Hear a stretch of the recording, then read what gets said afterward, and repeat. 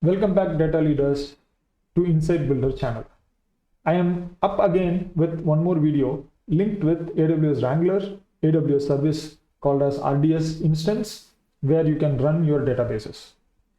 This presentation will be about the RDS instance that is running Postgres database.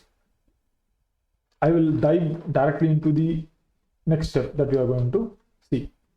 Before we go any further, the next 2-3 minutes I will explain what is a database from the layman's perspective, from anyone who is never have come across the database, want to learn about it.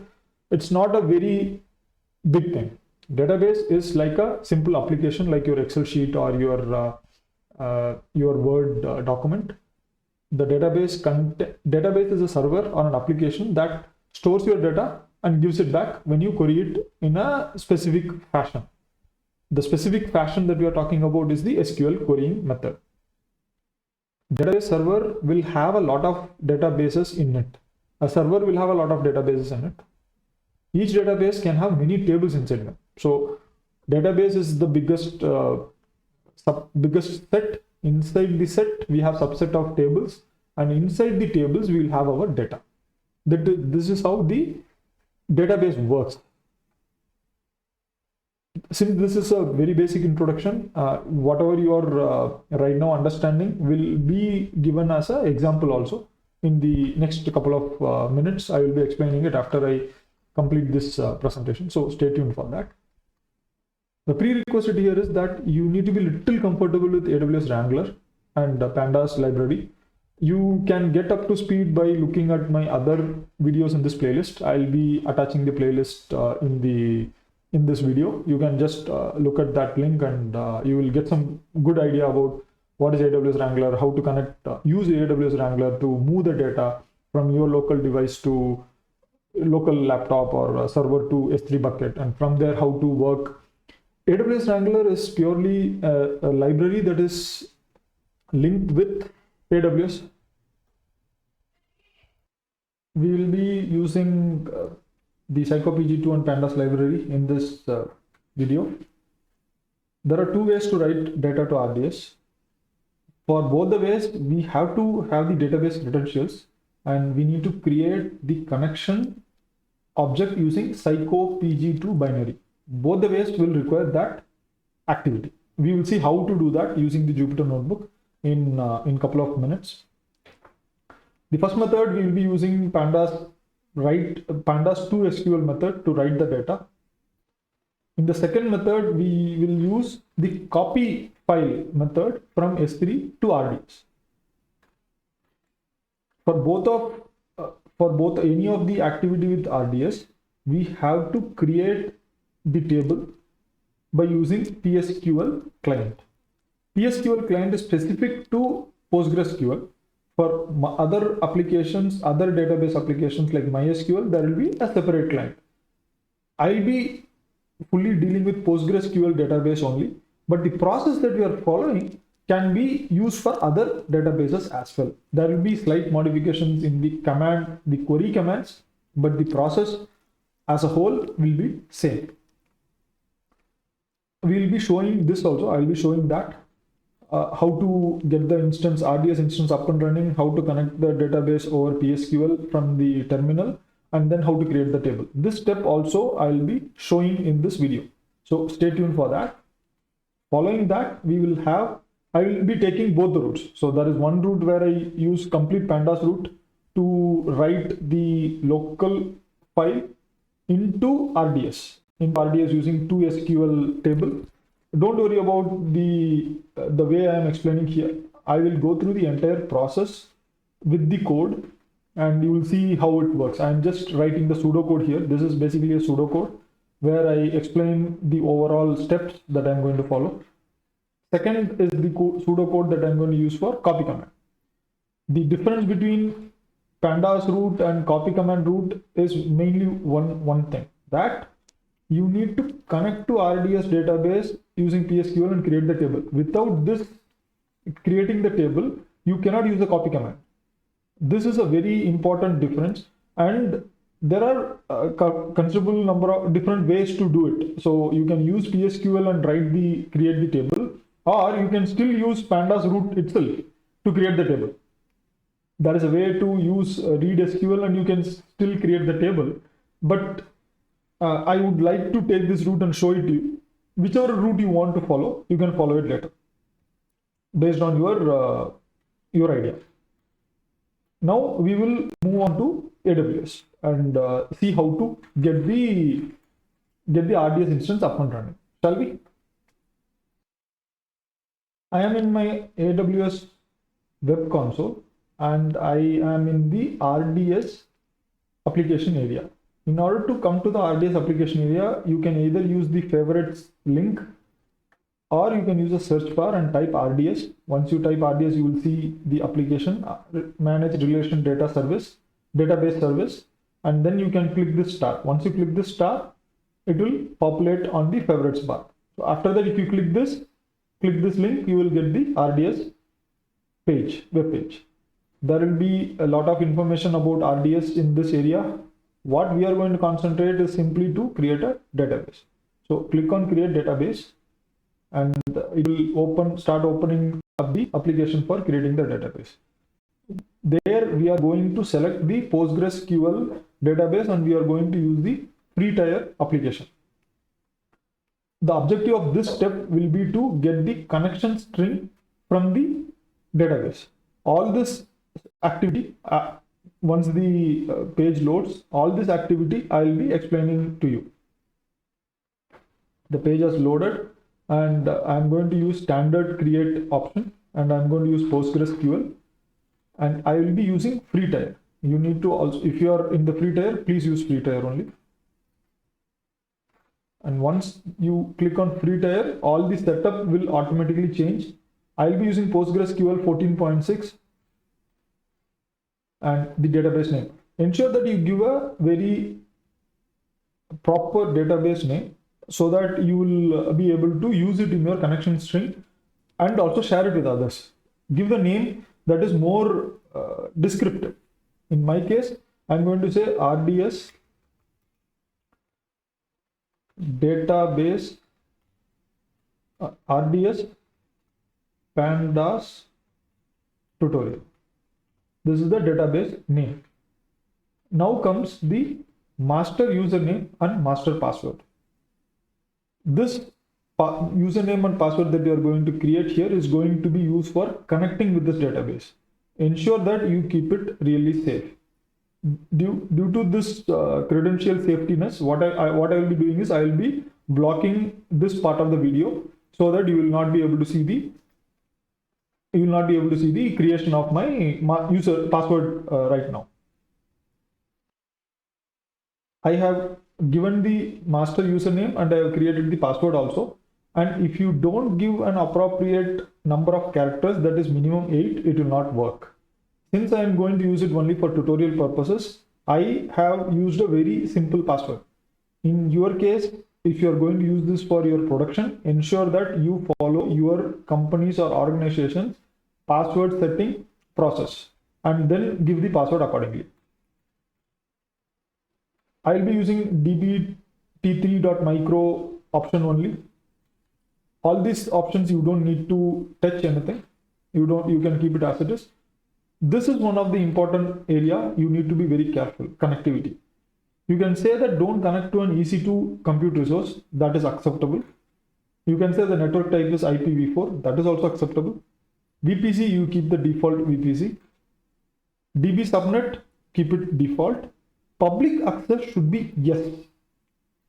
If this public access is not yes, then you will not be able to access the RDS at all. Even from your own EC2 instance also, you will not be able to access. So this becomes a completely confined database. So you will not be able to access it. So you need to ensure that you give yes for this. Public access to be yes. Rest of the things, leave it default. Do not touch any of the application, any of the options. That will only complicate the things. We'll be using password authentication, should not be a problem. And you can remove the performance insights. Don't keep this performance insights. That will create an additional additional services inside AWS that might that might create a cost for you. And this is the cost. So 750 hours of RDS in the single month. So this is on the monthly rate, and 20 GB of general purpose SSD and 20 GB of automated backup. This is the actual free tier availability of RDS. So I am in free tier right now. So if you are also using free tier, use this benefit. So I'm going to click on create database. Ensure that you remember the password here. You remember the username and password. Even after you create the database, it will show you the credentials. So let me create the database. My database is starting to create. It has started to create. And you will see that the instance creation process has started here. You can see the instance creation process has started here, and it will take a little bit of a time. So let me connect back to you once the instance has been created fully. As the instance is getting created, you can just look at the entire page that comes with the database, RDS database instance. As the database is getting created, you can click on this and you can see the credentials, which I'm not going to click right now, but you can do that and you will be able to see the credentials for yourself. Then you see the summary of what exactly this database server is about. The name, the class, the engine that is going. Engine is basically the application, the software that is going to run. Then comes the connectivity and security. You will see a lot of details on the endpoint and lot of details about the networking, security, and the endpoint and port. Endpoint and port are the most important data that will be available once the creating process is complete. Till then, you need to wait. After that, if you scroll down, you will see the various security groups. If there is any replication policy, then it will automatically populate here the replication of the database instance. If you are going to give any roles, for an example, you are going to allow your co-worker or a different team to connect with this RDS server, RDS database server, then IAM roles can be provided. I'll be taking a separate video on IAM roles. Then we have create proxy for connecting from outside your organization network. And we have compute resource connection. So EC2 is another service that AWS offers. This is basically a virtual computer or virtual machine from which you can connect to this RDS service. At this moment, we are going to connect from our local machine, your own laptop. You can connect to RDS instance using PSQL. That will be our next activity. So once the database is created, I'll do this activity. Now, 1 minute, I'll be showing the database page. The database page, we can see the status has become available, and the database is up and running right now. We can go ahead and connect with the database. We can see the endpoint also available with us, and we have the port also available with us. So let me go to my terminal and let me try to connect. I will be using the command psql -u use username. My username is masterdb, and I will have to use the h feature for referring the host. So I will give the host name, and then I need to give -w for giving the password. I will give the password now. You will see that it doesn't connect. That is because we have to enable the inbound connection for this database from the public. For this, we have to go to the security group. So let me go back to the security. Let me go back to my AWS web console. Go to the security group that is mentioned here. So the security group will be mentioned in the database page itself. So click that. You will open the security group, and in that come to inbound rules, and you can edit inbound rules. If you see, there are a couple of inbound rules, but that is not having the port 5432. So I need to give the inbound rules for 5432. Basically, I need to open the port. I will click on add route, and I will say that I am going to wait a minute. I think there is some kind of a delay here. Just a minute. Let me retry.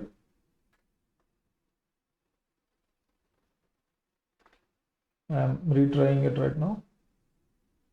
And you see that I click on add rules. I will say custom TCP, and I will give the port name 5432. And here I will select my IP. No others IP. This is my IP currently. So it is showing my IP. You can connect from this IP only. And save rules.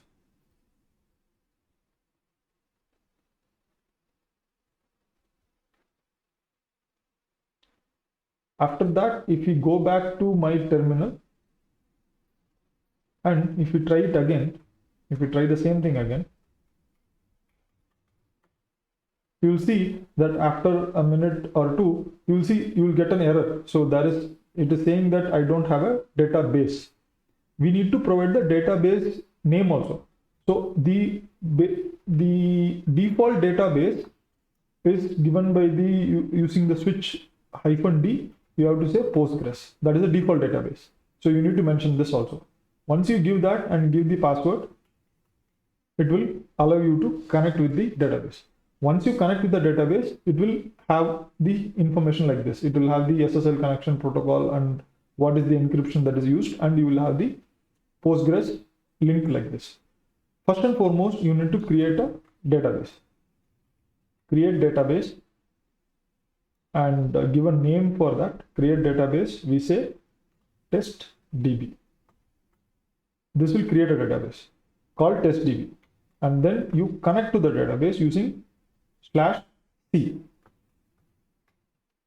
Once you connect it, it will again ask for the password. Provide the password. You will connect to the test database. Once you connect to the test database, you see that earlier it was Postgres and now it is testdb. So you are inside testdb. Let me go to the presentation. If you go to the presentation, what you are going to do is, we got the instance up and running, and we connected to the database over PSQL. The PSQL that you saw here, that is the PSQL client, the PSQL client that you saw.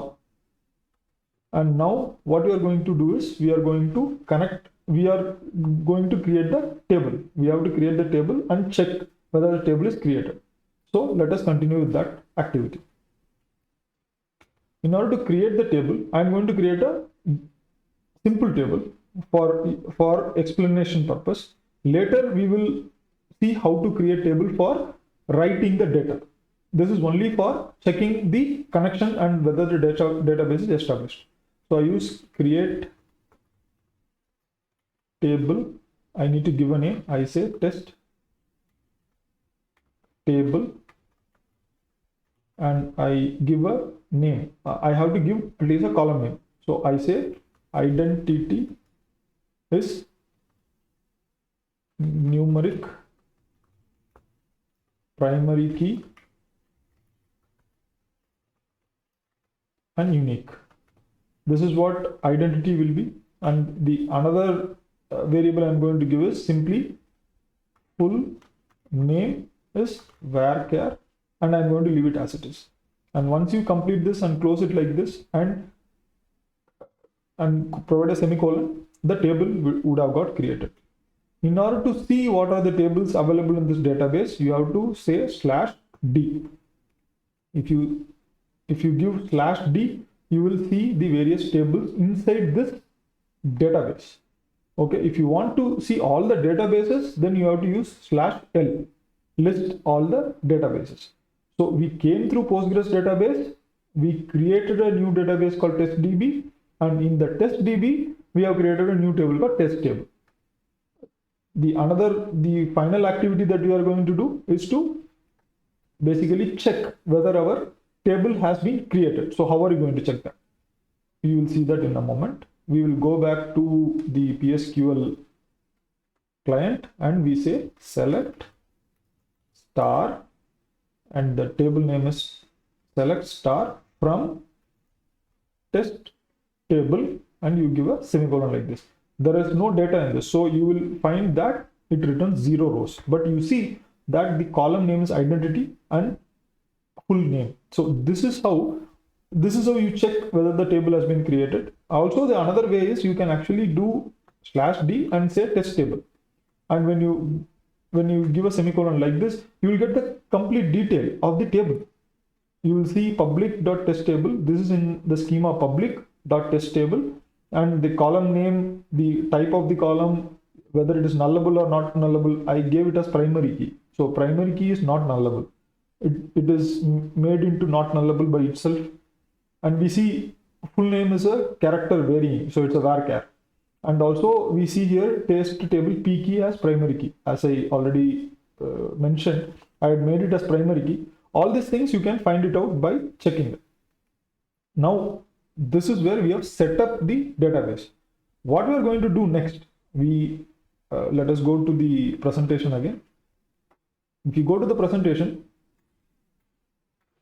we have started the database instance. We have secured the DB credentials right now, but I cannot show the DB credentials to you. How am I going to secure it at the same time continue using it in front of the public? That is where the config file comes into picture. If you are not aware of how to use config parser and config files, I will be going through the process. However, I would suggest that go through the first 2 videos in this playlist, the playlist in which this video is part of. Then you will see the complete detail, how to use config parser, how to safeguard your credentials using config file, etc. Once we do that, what I am planning is that I will be continuing this activity in the next video, where I will continue doing the connection with the database and write the data using Pandas route and write the data using copy command route. What I would before that, I would suggest that kindly go through this process and create your own database, create your own table. And if you have any questions, review this video again and then go to the next video. In that way, you will be ready for the next step of the challenge. So we have, just to review, we have done this process. In this video, we have done the completion of getting the RDS instance up, connecting to the database over PSQL and creating the table. So this is what we have covered, and stay tuned for the next video. See you guys after.